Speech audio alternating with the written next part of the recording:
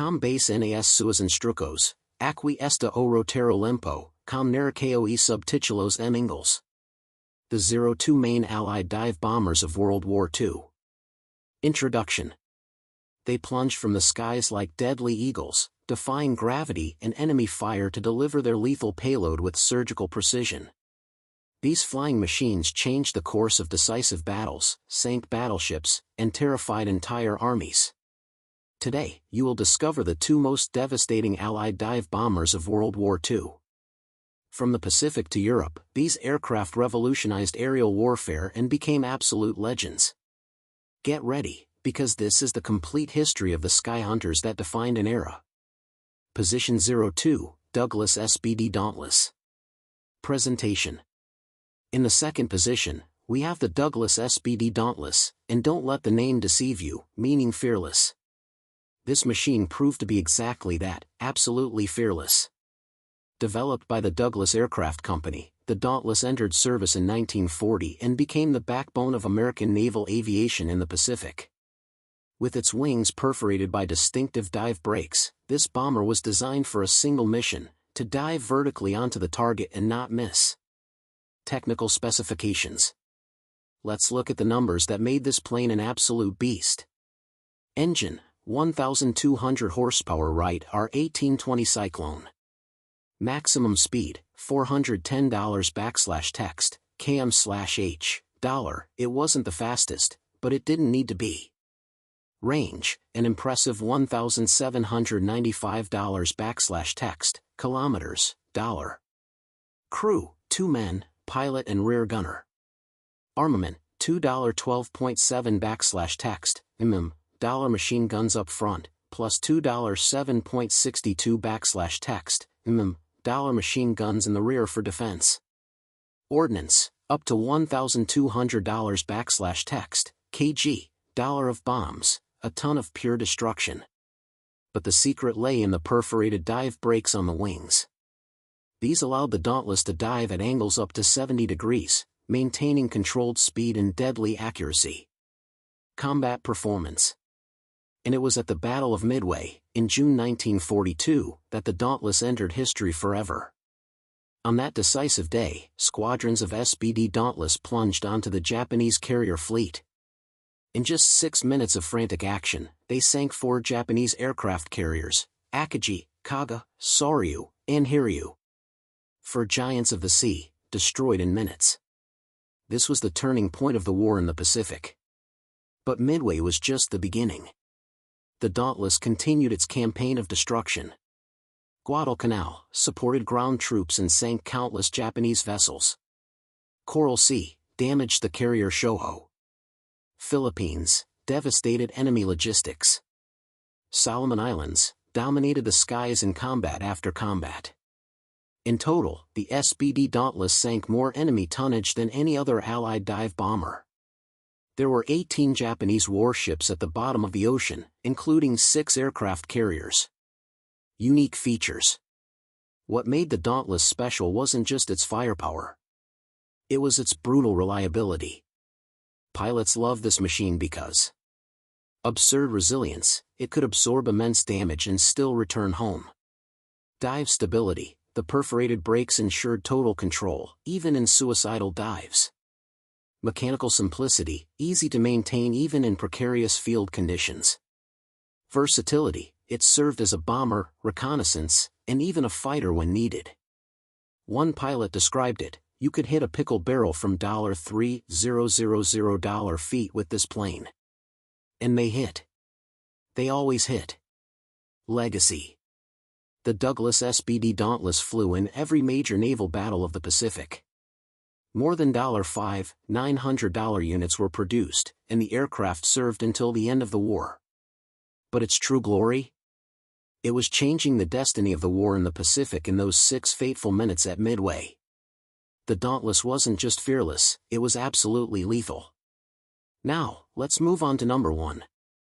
Position 01, Junkers Ju-87 Stuka. Presentation. And finally, in the first position, the most iconic, most feared, and most recognizable dive bomber of all World War II, the Junkers Ju-87 Stuka. Wait, a German plane is #1 among the Allies? Hold on, I'll explain. Although the Stuka is world famous as the terror weapon of the Nazi Luftwaffe, it was captured and operated by the Allies at various times during the war. Soviet, British, and even American units tested and analyzed captured Stukas. But the main reason it's here? It is impossible to talk about dive bombers without recognizing the plane that defined the entire category. The Stuka wasn't just a bomber, it was a psychological weapon. Specifications and design. Developed by Junkers in the late 1930s, the Ju-87 had unique features. Engine, 1,400 horsepower Junkers Jumo 211. Maximum speed, $380 km/h, slow by modern standards. Armament, $7.92 MG-17 machine guns, plus 1 rear MG-15.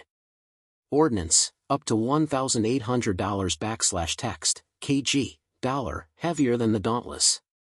Deadly feature, the Jericho trumpets, sirens mounted on the landing gear legs. That high-pitched scream during the dive was not accidental. It was calculated terror. The sound was so terrifying that entire troops would panic before the first bomb even fell. Combat effectiveness. The Stuka dominated the early years of the war. Poland, 1939, destroyed fortifications and bridges, clearing the way for the panzers. France, 1940, crushed French resistance, supporting the devastating Blitzkrieg. Battle of Britain, attacked British ships and coastal targets. Eastern Front, sank Soviet ships and destroyed armored columns. North Africa, supported Rommel's Afrika Korps in the desert. The accuracy was frightening.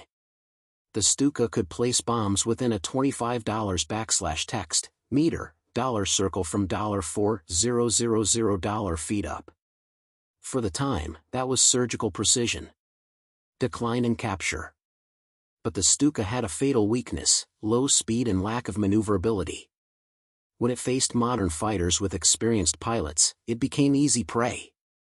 In the Battle of Britain, Stukas were massacred by Spitfires and Hurricanes. This forced the Luftwaffe to withdraw them from areas with strong aerial opposition. Still, over $6,500 units were produced, and it continued operating until the end of the war on secondary fronts. Various units were captured intact by the Allies and studied thoroughly. The Soviets even considered producing their own version. The design influenced the development of later American and Soviet dive bombers. Final legacy. The Junkers Ju-87 Stuka revolutionized aerial warfare. It proved that precision was worth more than brute firepower. That psychology was as important as armament. And that a dive bomber, in the right hands, could change entire battles. Even though it was an enemy weapon, its impact on the history of military aviation is undeniable. Conclusion. And there you have it. The two main dive bombers that defined the aerial warfare of World War II. The Douglas SBD Dauntless, the fearless American that sank the Japanese fleet at Midway and changed the course of the war in the Pacific. And the Junkers Ju-87 Stuka, the German terror weapon that defined what a dive bomber could be, even when captured and studied by the Allies. Two machines. Two philosophies. One objective: to plunge from the skies and destroy the enemy with absolute precision. Final call. If you enjoyed this journey through the skies of World War II, leave a like and subscribe to the channel so you don't miss any content on military history, weapons, and epic battles. Turn on the notification bell because every week there's a new video with the most incredible weapons in history. Comment below, which of these bombers would you take into combat? The American Dauntless or the German Stuka? Thanks, everyone. See you on the next flight.